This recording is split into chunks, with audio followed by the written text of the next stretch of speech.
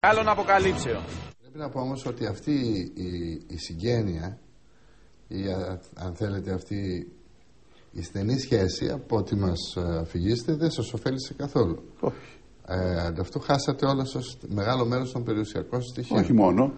Και την αξιοπρέπειά μας χάσατε. Αλλά υπάρχει διότι όταν συνεδριάζει, κύριε αγαπητέ μου Μάκη, όταν συνεδριάζει η Σύνοδος επί 100 ολόκληρα χρόνια περίπου, με μια σύνοδο που την διορίζει το κράτος, υπάρχει ένα ωραιότατο έγγραφο, με συγχωρείτε που μπαίνω όλο στην ιστορία, του Όθωνα προς τον πατέρα του, που είναι του 1832. Έχω φωτοτυπία. Είμαι και στην Θήβα που ήρθα τότε, το χαρτί του Διάκου μου δώσατε, ναι, που υπέγραφε Θανάσης Διάκος ο Αθανάσιος, λίγο πριν τον Σουβλήσο. Λέει λοιπόν ο Όθωνας προς τον πατέρα του, τον βασιλιά της Βαβαρίας: πατέρα, εδώ που ήρθα, οι κληρικοί έχουν πολύ μεγάλη δύναμη και είναι πιθανόν η ομάδα των αρχιερέων να γίνει μια ομάδα και εγώ να κινδυνεύσω. Τι λες, μήπως θα έπρεπε να κάνουμε κι εμείς εδώ στην Ελλάδα όπως κάναμε στη Βαβαρία το 1803, που να διορίζουμε εμείς τη διοίκηση της Εκκλησίας και το χρονικό διάστημα που θα διοικούν θα το κανονίζουμε εμείς.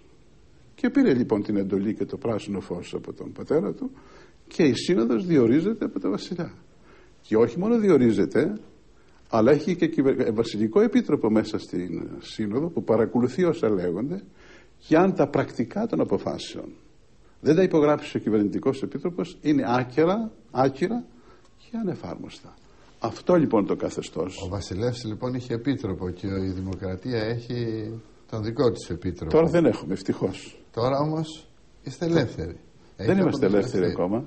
Αν μας πει η πολιτεία ότι μας διώχνει, δεν μας θέλει, ναι, εμείς θα το πούμε. Θα το δεχτούμε. Αλλά θα έχουμε κι εμείς, θα ζητήσουμε κι εμείς πράγματα.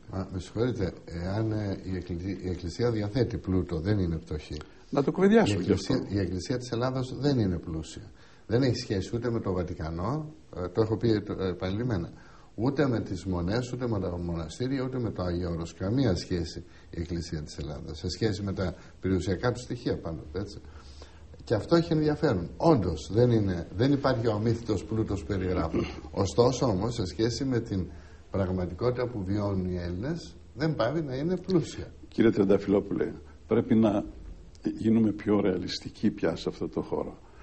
Η Εκκλησία της Ελλάδας, θα σας πω τώρα, η Εκκλησία της Ελλάδος έχει δώσει το 96% της περιουσίας της, το οποίο σπαταλήθηκε. Και έχουμε το 4% αυτή τη στιγμή. Και λέμε ότι με αυτό το 4%, αν το αξιοποιήσουμε, μπορούμε να βοηθήσουμε όλο αυτό το λαό που πεινάει. Αλλά αυτό το 4%, κύριε Τρενταφυλόπουλε, το υπογραμμίζω, το λέω με πόνο ψυχής, είναι δεσμευμένο, με πονηρούς τρόπους δεσμευμένο. Διότι υπάρχουν σκοπιμότητες. Λοιπόν, εάν το 4% αυτό, το είπα και στην ιεραρχία, αποδεσμεύτε το αυτό το 4%, να το αξιοποιήσουμε και ό,τι εισπράξουμε από αυτούς τους πόρους, την αξιοποίηση, να μην πάνε ούτε στη μαύρη τρύπα του κράτους, ούτε στα ταμεία της Εκκλησίας. Θα κάνουμε ένα ταμείο εκκλησιαστικής προνοίας και όλα αυτά τα χρήματα θα διατεθούν για τις ανάγκες, όπως θα δείτε στο πρόγραμμά μου που έχω. Λοιπόν, περάσανε 2 χρόνια, 1,5 χρόνο. Δεν έχω καμία απάντηση. Αγωνιζόμαστε, βλέπουμε υπουργούς, βλέπουμε ξανά πάλι και τους λέμε, εδώ είμαστε. Αποδεσμεύτε μας την περιουσία. Γιατί λοιπόν, όπως έχει το Βατικανό